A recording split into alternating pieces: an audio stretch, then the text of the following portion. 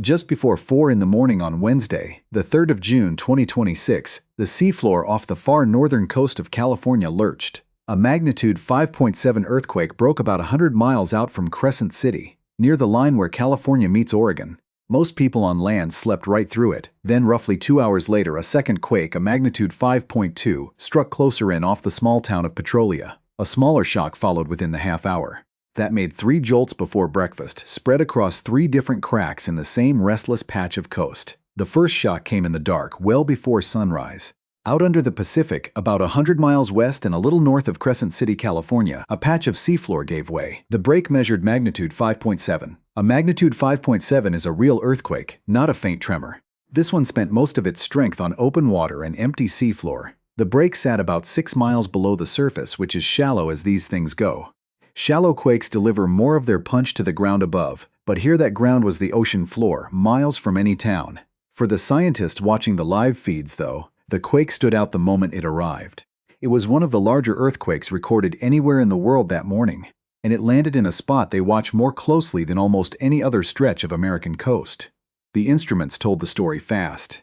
A dense web of seismometers lines this coast, and they pinned the break to the Gorda plate, a slab of ocean floor wedged into one of the most crowded geological corners on the continent. The ground was not done for the day. What put the word cluster in the headlines was that the 5.7 turned out to be the opening note rather than the whole song. Within a few hours, the same corner of coast would shake again on a different fault, in a way that caught more attention than the first. The second quake arrived a couple of hours after the first, with the sky just starting to lighten. This one struck closer to shore, about 40 miles west of the small town of Petrolia on the southern Humboldt coast. It measured magnitude 5.2.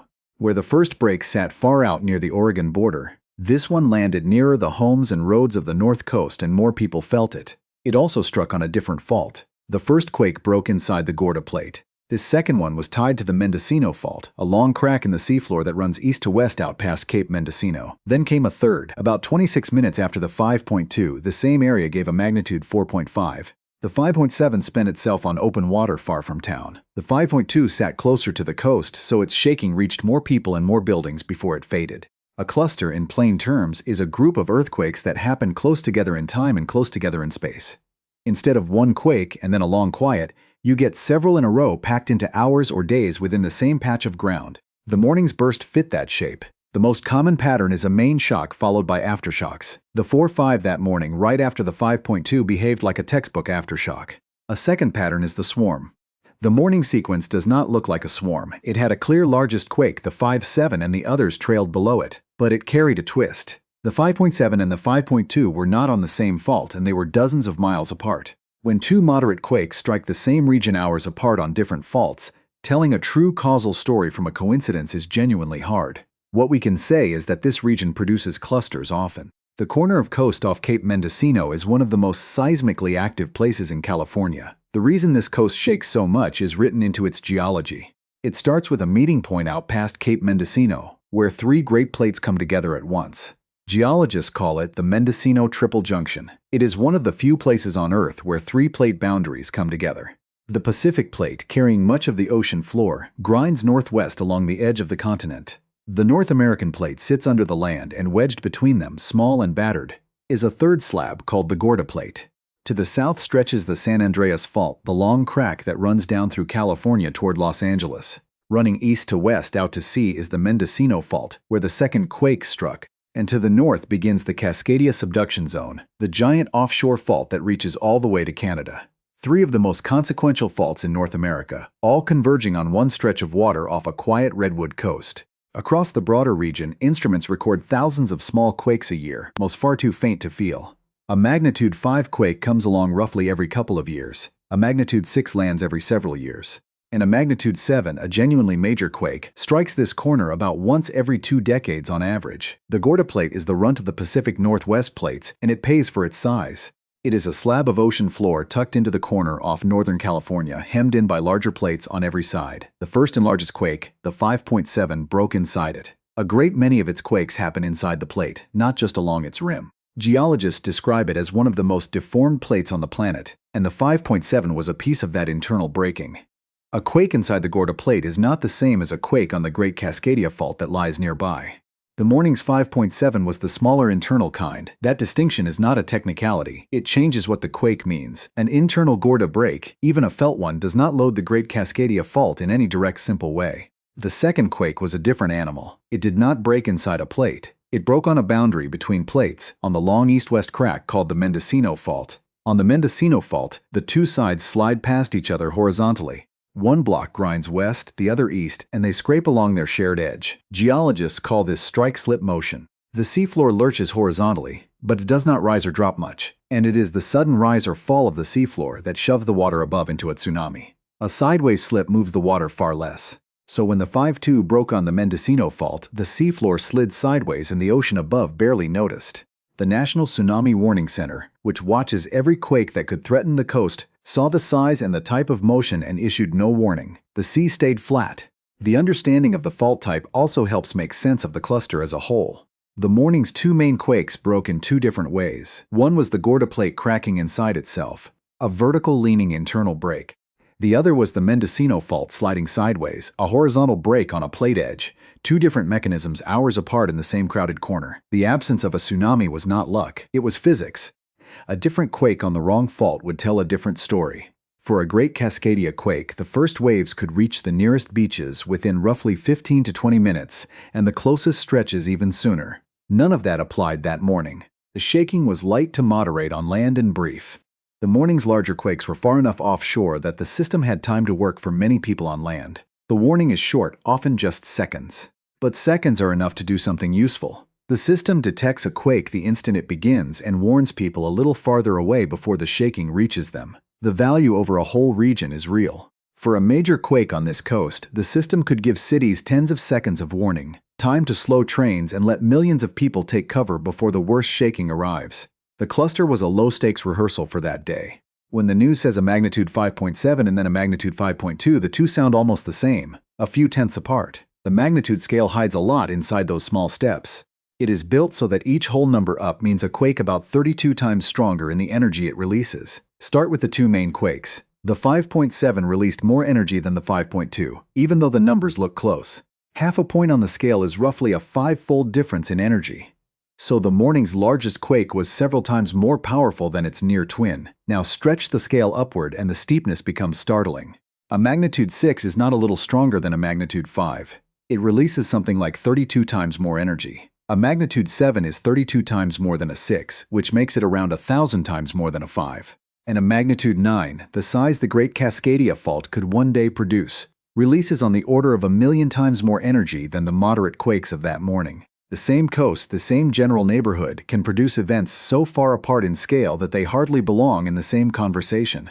A moderate quake and a great one are different in kind, not just in degree. A run of 5s tells you the ground is active, which everyone already knew about this coast. It does not tell you a 9 is loading. The first quake broke about 6 miles beneath the seafloor. What spared the towns was not depth, but distance. The quakes were shallow, yes, but they were also far offshore, shallow but distant. The two factors pulled against each other and distance won. This coast produces both shallow and deep quakes, and the difference is tied to the geology underneath. The morning's quakes were the shallow kind, born near the surface in the crowded upper layers of the junction. 6 miles down is roughly the cruising height of a jetliner turned downward into solid rock and seafloor. That is where the larger quake began. The morning's quakes drew their own scatter of reports across the north coast.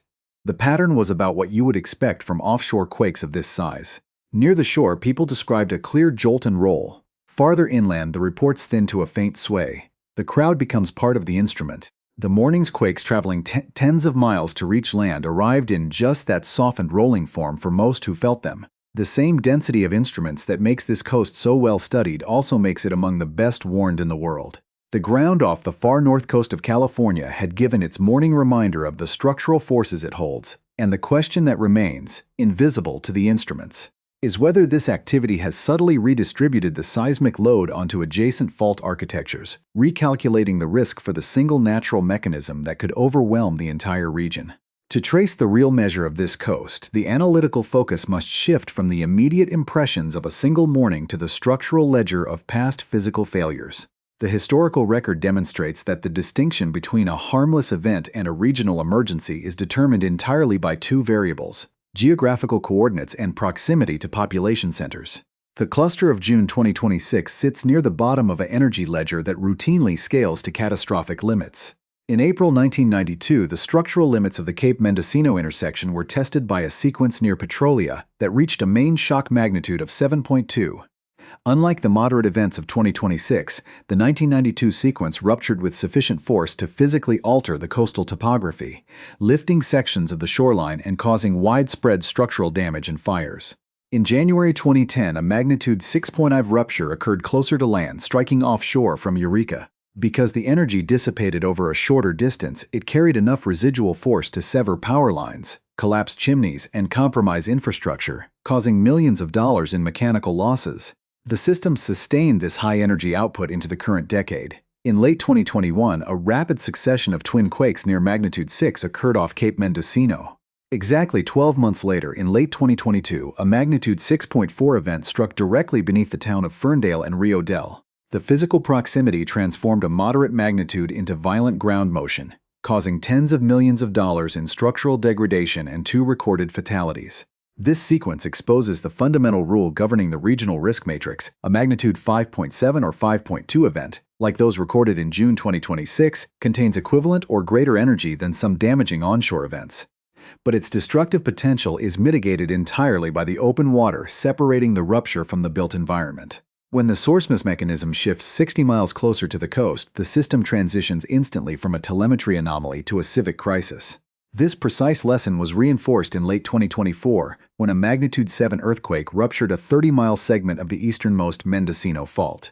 The 2024 event released roughly 1,000 times more energy than the 2026 cluster, triggering the automated ShakeAlert network within 15 seconds and initiating a regional tsunami warning 5 minutes post-slip. While the strike-slip physics of that horizontal fault eventually justified canceling the alert within an hour, the event highlighted a critical systemic vulnerability in human behavior. The absence of a wave in 2024 combined with the lack of displacement in 2026 risks creating a dangerous feedback loop of complacency, where coastal populations interpret necessary physical warnings as false alarms. The physical laws governing this coast dictate that the next warning could originate from a completely different structural mechanism altogether. Just north of the triple junction lies the Cascadia subduction zone, a 620-mile locked contact where the Juan de Fuca and Gorda plates are forced beneath the North American continent. For over 3 centuries, this interface has remained completely stationary, storing energy like a massive mechanical spring.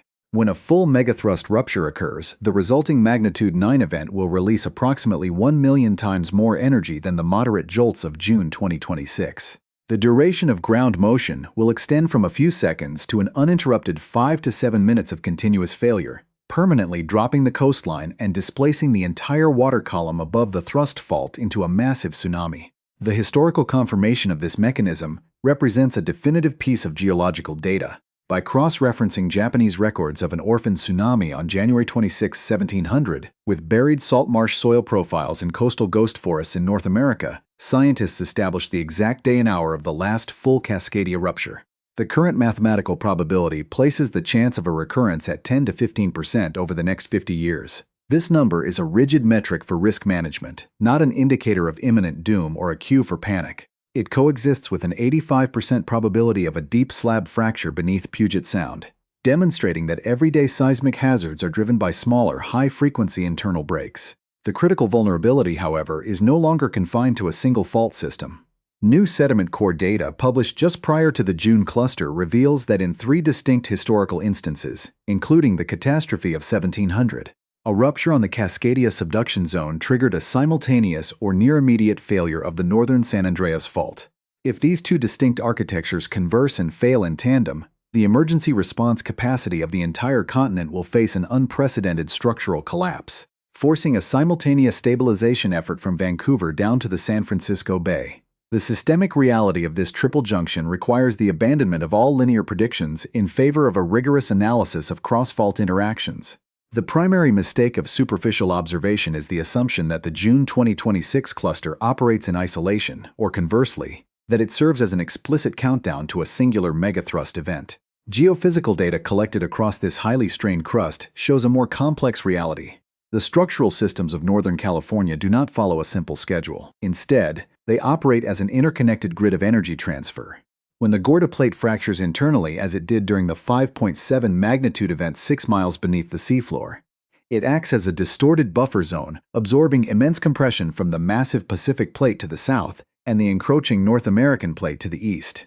This small, battered slab is forced downward at a rate of roughly 1 inch per year, a metric that appears negligible on a human calendar but represents an unyielding accumulation of physical force. The internal cracking of this plate does not directly trigger the Cascadia subduction zone, but it reconfigures the regional pressure profile. Hours later, 40 miles off Petrolia, the Mendocino fault responded with a 5.2 magnitude strike-slip movement, demonstrating how stress migrates horizontally across plate boundaries. This rapid shifting of energy highlights a fundamental rule of complexity. The system contains multiple active mechanisms that can release strain independently or in a tightly coupled sequence within the same morning. To interpret these movements accurately, researchers must rely on the extensive network of coastal instruments that process the physics of every tremor in real time. The technological infrastructure on land, specifically the ShakeAlert system run by the United States Geological Survey and its regional partners, exploits a fundamental law of physics to protect human life. Earthquakes propagate energy through two primary wave types that travel at vastly different velocities. The initial primary waves are fast but carry minimal force, acting as a gentle rolling prelude. Behind them come the slower, destructive secondary waves that cause structural failure. Because digital emergency signals travel at the speed of light, the automated network can detect the rapid primary waves at coastal sensor sites, calculate the epicenter and magnitude in milliseconds, and transmit an alert to inland cellular devices before the slower shaking waves physically arrive. This capability provides a critical margin of safety, turning distance into seconds of advance notice. During the June cluster, the offshore location of the epicenters gave the network the necessary spatial buffer to transmit warnings to the pockets of coastal residents before the ground rolled under their feet. Yet this technology operates under absolute physical limits. If a major rupture occurs directly beneath a populated center, the distance between the source and the human population approaches zero, eliminating the time window required for digital signals to outrun the physical waves. The system trades space for time, meaning that those closest to the fault line receive the least protection from automated systems. This mechanical limitation shifts the burden of survival back to human behavior and localized readiness. Coastal communities are trained to recognize a simple, non-automated rule. If the shaking is severe enough to compromise human stability or persists for an extended duration, that physical sensation is the ultimate warning. It signals the potential displacement of the ocean floor by a thrust mechanism, requiring immediate evacuation to high ground without waiting for official verification. In a worst-case Cascadia subduction event, the initial waves are projected to breach the nearest beaches within 15 to 20 minutes. The June cluster served as a low-stakes mechanical rehearsal for this exact vulnerability, a quiet test of both digital telemetry and public discipline when nothing was broken. The data from those 3 morning jolts has been fully cataloged, the models updated, and the sensors reset. The constant tectonic motion continues unabated, leaving the northwestern coast of California locked in its historical pattern, a geologically young landscape forced to absorb the relentless strain of 3 grinding plates, waiting for the moment when the accumulated structural load finally exceeds the mechanical limits of the continent. The final assessment of the June 2026 cluster requires looking past the immediate relief of a harmless morning and confronting the immutable boundaries of geophysical science. The ultimate illusion of superficial observation is the demand for precise earthquake prediction. Public anxiety routinely seeks specific dates, times, and coordinates, turning to speculative alternative narratives whenever the ground stirs. Tectonic reality, as cataloged by the United States Geological Survey, establishes a hard limit. Predicting the exact window of a future rupture is fundamentally impossible with current science, and may remain so indefinitely. The physical state of a locked fault line miles beneath the crust cannot be scanned like a failing machine component. Instead, science operates strictly within the framework of probabilities, structural trends, and real-time telemetry. To substitute a desire for certainty in place of statistical probability is to misunderstand the fundamental behavior of planetary crusts under strain. The 10 to 15% probability of a full Cascadia rupture over the next 50 years is not an incomplete forecast. It is the absolute empirical boundary of our foresight. This mathematical distribution is what dictates the engineering of structural codes, the zoning of coastal infrastructure, and the continuous refinement of emergency networks. The 3 moderate jolts of June did not alter these percentages, nor did they relieve the deep systemic stress of the region. A cluster of magnitude 5 events represents a minor release of energy, a microscopic bleeding of strain that leaves the massive, long-term energy budgets of the major surrounding faults effectively unchanged. The true utility of such a cluster lies in its capacity to expose the invisible mechanics of the system while the stakes are low. It forces a direct verification of the regional sensor-dense web, proving that the automated network can successfully catch, calculate, and broadcast an alert within a fraction of a second. It serves as a reminder to the human population that the quiet redwood coast is merely a surface layer resting on top of a highly active tectonic machine. The communities of Petrolia, Ferndale, Rio Del and Eureka do not view these events through the lens of sensationalized alarm, but as the routine background operation of the intersection they inhabit. They maintain supplies, chart evacuation paths, and run schools through structural drills because history has demonstrated that readiness is the only variable within human control. The Earth does not negotiate its schedules or announce its intentions. The three Great Plates meeting off Cape Mendocino will continue their slow, relentless collision, migrating northward and bending the California crust past its structural limits. The sensors will continue to log the thousands of microquakes that occur in absolute silence each year, mapping the steady drumbeat of a continent under pressure. A single morning may bring a cluster of moderate shakes that pass without a single broken window, while another will inevitably bring the sudden historic failure of a locked boundary that redefines the geography of the entire Pacific Northwest. Until that boundary gives way, the instruments remain active, the data streams continue to flow into the tracking centers, and the system continues to watch, record, and wait. The ultimate realization derived from the June 2026 cluster is that the apparent stability of the Pacific Northwest is merely a temporary artifact of mismatched timescales.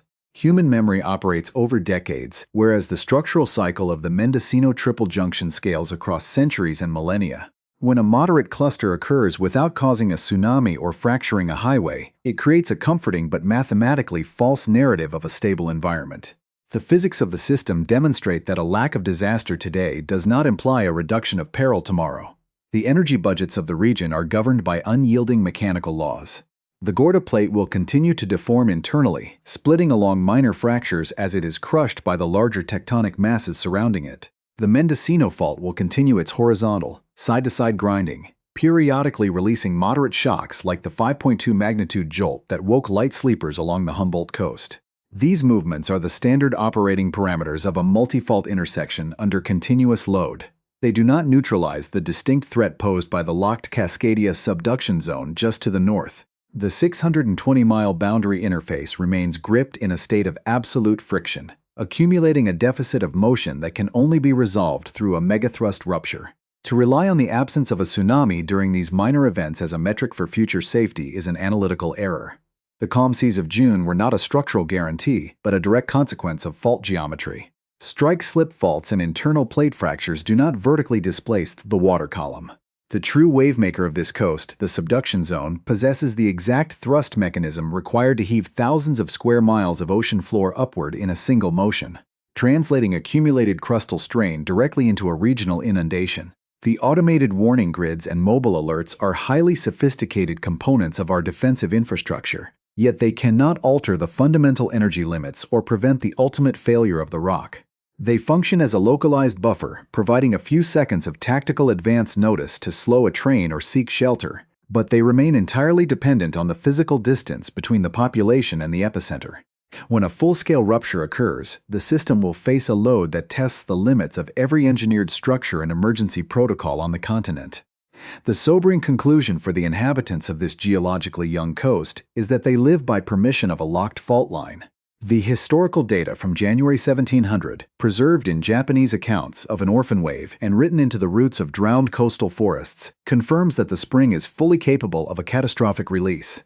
The ongoing research indicating a potential cascading failure across both the Cascadia interface and the northern San Andreas fault expands the calculated scope of the hazard from a regional emergency to a multi-city structural crisis. In this system, vigilance cannot be treated as a temporary reaction to a passing news cycle. It must be integrated as a permanent baseline of human design.